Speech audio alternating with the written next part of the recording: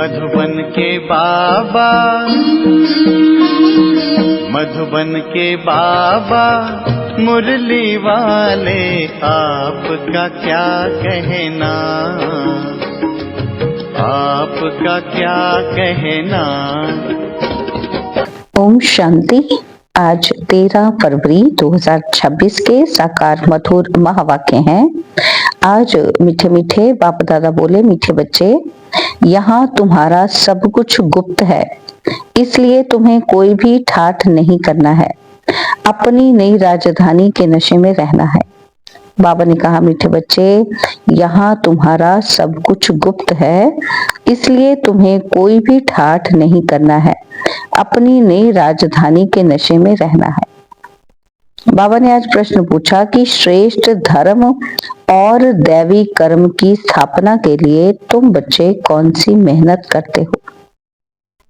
उत्तर में बाबा ने कहा, तुम अभी 5 विकारों को छोड़ने की मेहनत करते हो, क्योंकि इन विकारों ने ही सबको भ्रष्ट बनाया है। तुम जानते हो, इस समय सभी दैवी धर्म और कर्म से भ्रष्ट हैं।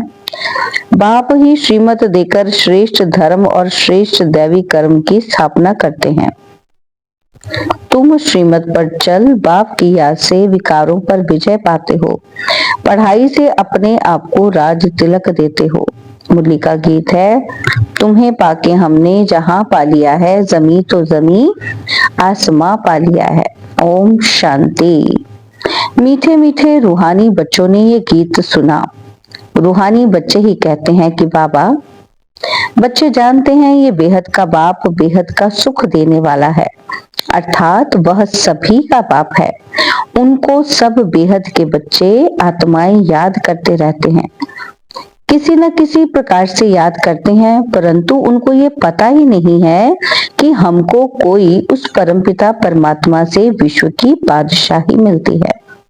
तुम जानते हो, हमको बाप जो सतयुगी विश्व की बादशाही देते हैं, वह अटल अखंड अडोल है। वह हमारी बादशाही 21 जन्म कायम रहती है। सारे विश्व पर हमारी राजाई रहती है, जिसको कोई छीन नहीं सकता, लूट नहीं सकता। हमारी राजाई है अडोल, क्योंकि वहां एक ही धर्म है, द्वैत है नहीं। वह है अद्वैत राज्य। बच्चे जब भी गीत सुनते हैं तो अपनी राजधानी का नशा आना चाहिए। ऐसे ऐसे गीत घर में रहने चाहिए। तुम्हारा ये सब कुछ है गुप्त, और बड़े बड़े आदमियों का बहुत ठाठ होता है, तुमको कोई ठाठ नहीं है। तुम देखते हो कि बाबा ने जिसमें प्रवेश किया है वो भी कितना साधारण रहते हैं। यह भी बच्चे जानते हैं कि यहाँ हर एक मनुष्य अनराइटियस छीछी काम ही करते हैं, इसलिए बेसमझ कहा जाता है। बुद्धि को बिल्कुल ही ताला लगा हुआ है। तुम कितने समझदार थे, विश्व के मालिक थे, और अभी माया ने इतना बेसमझ बना दिया है जो कोई काम के नहीं रहे हैं। बाप के पास जाने के लिए यज्ञ तप आदि बहुत करते रहते हैं, परंतु मिलता कुछ भी नहीं है। ऐसे ही धक्के खाते रहते हैं। दिन प्रतिदिन अकल्याण ही होता जाता है। जितना जितना मनुष्य तमो प्रधान हो जाते हैं, उतना उतना अकल्याण होना ही है। ऋषि मुनि जिनका गायन है वह पवित्र रहते थे, नीति नीति कहते थे। अभी तमो प्रधान बन गए हैं तो कहते हैं शिवोहम तत्वम, सर्वव्यापी है, तेरे मेरे में सब में है। वो लोग सिर्फ परमात्मा कह देते हैं, परमात्मा कभी नहीं कहेंगे, परमपिता कभी नहीं कहेंगे, परमात्मा कह देते हैं। बाबा कहते परमपिता, उनको फिर सर्वव्यापी कहना ये तो रॉन्ग हो जाता है, इसलिए फिर ईश्वर व परमात्मा कह देते। पिता अक्षर बुद्धि में नहीं आता है, करके कोई कहते भी हैं तो कहने मात्र। अगर परमपिता समझे तो बुद्धि एकदम चमक उठे। बाप स्वर्ग का वर्षा देते हैं, वो है ही हेवनली गॉडफादर। फिर हम नरक में क्यों पड़े हैं? अब हम मुक्ति, जीवन मुक्ति कैसे पा सकते हैं, ये किसी की बुद्धि में नहीं आता है। आत्मा पतित बन पड़ी है। आत्मा पहले सतो प्रधान समझदार होती है, फिर सतो रजोतमो में आती है, बेसमझ बन पड़ती है। अभी तुमको समझ आई है कि बाबा ने हमको ये स्मृति दिलाई है। जब नई दुनिया भारत था तो हमारा राज्य था, एक ही मत, एक ही भाषा, एक ही धर्म, एक ही महाराजा महारानी का राज्य था। और फिर द्वापर में वाम मार्ग शुरू होता है। फिर हर एक के कर्मों पर मदार हो जाता है। कर्मों अनुसार एक शरीर छोड़ दूसरा लेते हैं। अभी बाप कहते हैं, मैं तुमको ऐसे कर्म सिखाता हूँ जो 21 जन्म तुम बादशाही पाते हो। भल वहां भी हद का बाप तो मिलता है, परंतु वहां यह ज्ञान नहीं रहता कि रजाई का वर्षा बेहद के बाप का दिया हुआ है। फिर द्वापर से रावण राज्य शुरू होता है, विकारी संबंध हो जाता है और फिर कर्मों अनुसार जन्म मिलता है। भारत में पूज्य राजाएं भी थे तो पुजारी राजाएं भी हैं। सत्युग त्रेता में सब पूज्य होते हैं, वहां पूजा व भक्ति कोई होती नहीं। और फिर द्वापर में जब भक्ति शुरू होती है तो यथा राजा रानी तथा प्रजा पुजारी भक्त बन जाते हैं। बड़े से बड़ा राजा जो सूर्यवंशी पूज्य था वही पुजारी बन जाते हैं। अभी तुम जो वाइसलेस बनते हो उसकी प्रारब्ध 21 जन्म के लिए है और फिर भक्ति मार्ग शुरू होता है। देवताओं के मंदिर बनाकर पूजा करते रहते हैं। यह सिर्फ भारत में ही होता है। 84 जन्मों की कहानी जो बाप सुनाते हैं यह भी भारतवासियों के लिए है। और धर्म वाले तो आते ही बाद में है। फिर तो वृद्धि होते होते ढेर के ढेर हो जाते हैं।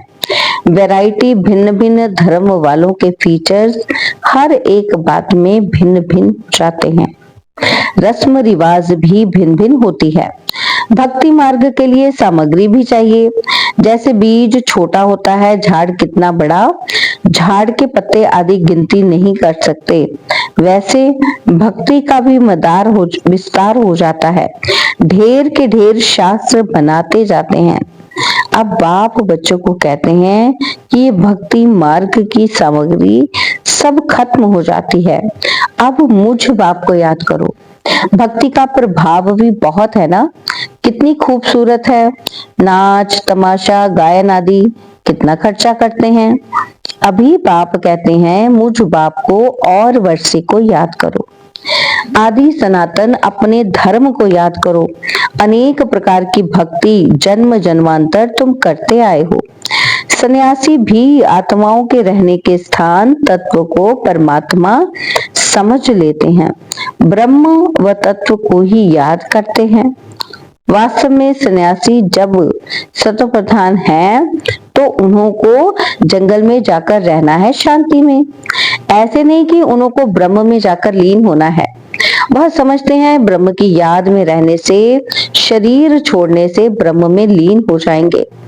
बाप कहते हैं लीन कोई हो नहीं सकते, आत्मा तो अविनाशी है ना, वो लीन कैसे हो सकती।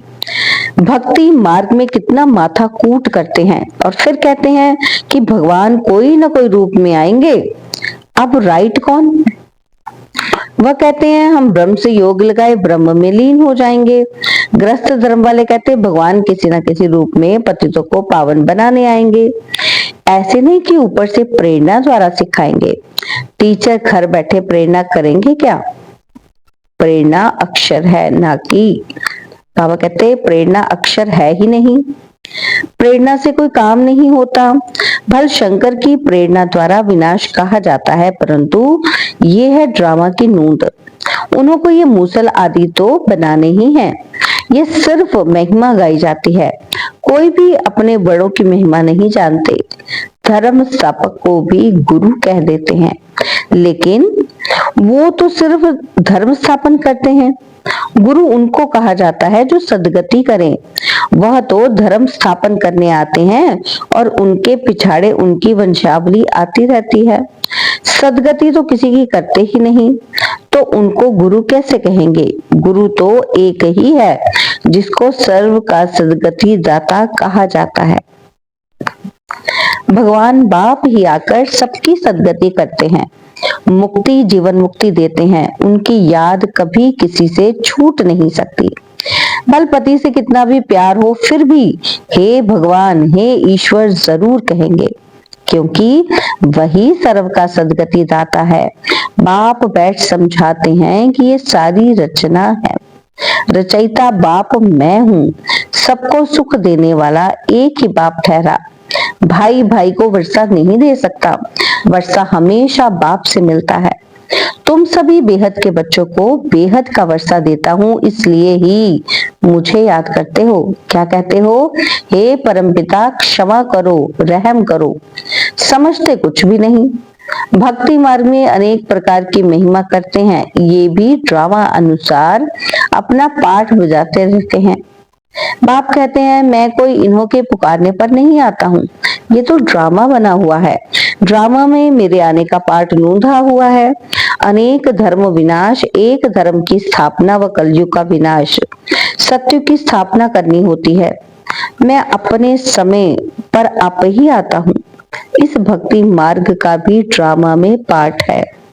अभी जब भक्ति मार्ग का पाठ पूरा हुआ तब आया हुआ हूँ। बच्चे भी कहते हैं कि अभी हम जोन गए, अभी बच्चे भी कहते हैं कि अभी हम जान गए। क्या जान गए बच्चे? कि 5000 वर्ष के बाद फिर आपके साथ मिले हैं। कल्प पहले भी बाबा आप ब्रह्मा तन में आए थे। यह ज्ञान तुमको अभी मिलता है और फिर कभी नहीं मिलेगा। यह है ज्ञान और वह है भक्ति। ज्ञान की है प्रारब्ध चढ़ती कला, सेकंड में जीवन मुक्ति कहा जाता है। कहते हैं जनक ने सेकंड में जीवन मुक्ति पाई।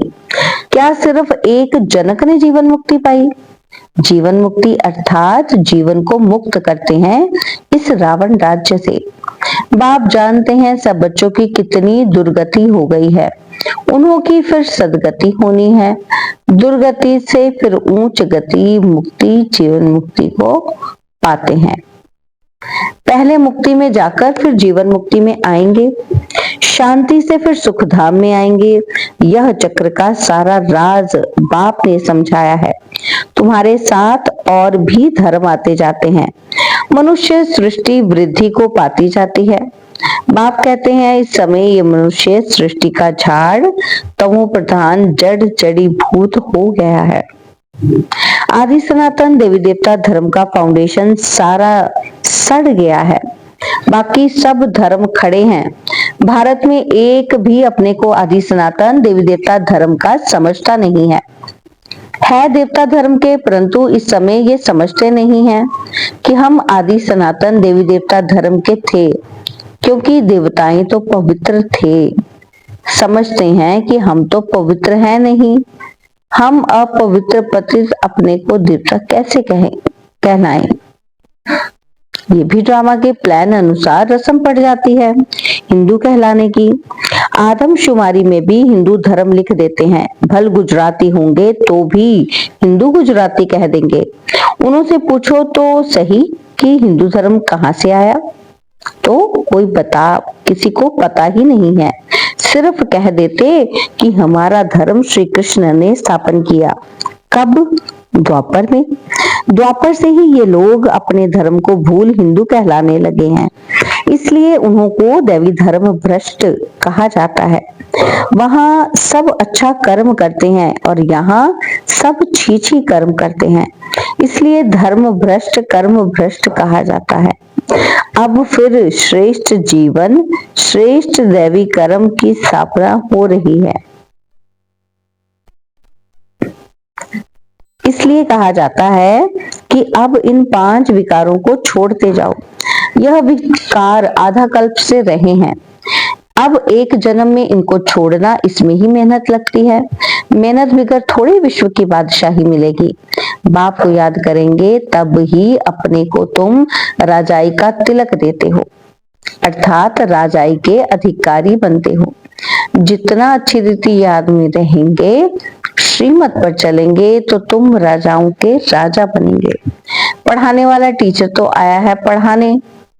यह पाठशाला है ही मनुष्य से देवता बनाने की, नर से नारायण बनाने की कथा सुनाते हैं। ये कथा कितनी नामी ग्रामी है। इनको कहा जाता है अमर कथा, सत्यनारायण की कथा। तीजरी की कथा भी कहते हैं। तीनों का अर्थ भी बाप समझाते हैं। भक्ति मार्ग की तो बहुत कथाएं हैं। तो देखो गीत कितना अच्छा है कि बाबा हमको सारे विश्व का मालिक बनाते हैं। जो मालिक बना कोई लूट ही ना सके। अच्छा, मीठे मीठे सिकिलदे बच्चों प्रति माता पिता बाप दादा का याद प्यार और गुड मॉर्निंग। रूहानी बाप की रूहानी बच्चों को नमस्ते। हम रूहानी बच्चों की रूहानी बाप दादाजी को दिलवा जान सिखवा प्रेम से नमस्ते। ओम शांति। प्यारे बाबा, मीठे बाबा, मेरे बाबा, शुक्रिया बाबा, शुक्रिया बाबा, शुक्रिया। धारणा के लिए मुख्य सार है, पहला पॉइंट है सदा ये स्मृति रखनी है कि हम एक मन, एक मत, एक राज्य, एक धर्म की स्थापना के निमित्त हैं, इसलिए एक मत होकर रहना है। और सेकंड पॉइंट, स्वयं को राजाई का तिलक देने के लिए विकारों को छोड़ने की मेहनत करनी है, पढ़ाई पर पूरा ध्यान देना है। बाबा ने आज वरदान दिया, कर्मातीत स्टेज पर स्थित हो, चारों ओर की सेवाओं को हैंडल करने वाले सिद्धि स्वरूप भव। कर्मातीत स्टेज पर स्थित हो, चारों ओर की सेवाओं को हैंडल करने वाले सिद्धि स्वरूप भव। बाबा ने समझाया वरदान के बारे में कि आगे चलकर चारों ओर की सेवाओं के विस्तार को हैंडल करने के लिए भिन्न भिन्न साधन अपनाने पड़ेंगे, क्योंकि उस समय पत्र व्यवहार या टेलीग्राम, टेलीफोन आदि काम नहीं करेंगे। ऐसे समय पर वायरलेस सेट चाहिए। इसके लिए अभी अभी कर्म योगी और अभी अभी कर्मातीत स्टेज में स्थित रहने का अभ्यास करो, तब चारों ओर के संकल्प की सिद्धि द्वारा सेवा में सहयोगी बन सकेंगे। स्लोगन है, परमात्मा प्यार की पालना का स्वरूप आपकी सहज योगी जीवन है। परमात्मा प्यार की पालना का स्वरूप आपकी सहज योगी जीवन है। बाबा के व्यक्त इशारे एकता और विश्वास की विशेषता द्वारा सफलता संपन्न बनो। बाबा कहते हैं हर एक को दो विशेष बातें ध्यान में रखनी है। एक सदा संस्कारों को मिलाने की यूनिटी और दूसरा एक दो में विश्वास सदा संतुष्ट रहना है और सबको संतुष्ट करना है।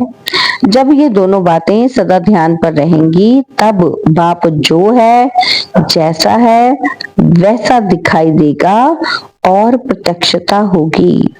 अच्छा, ओम शांति।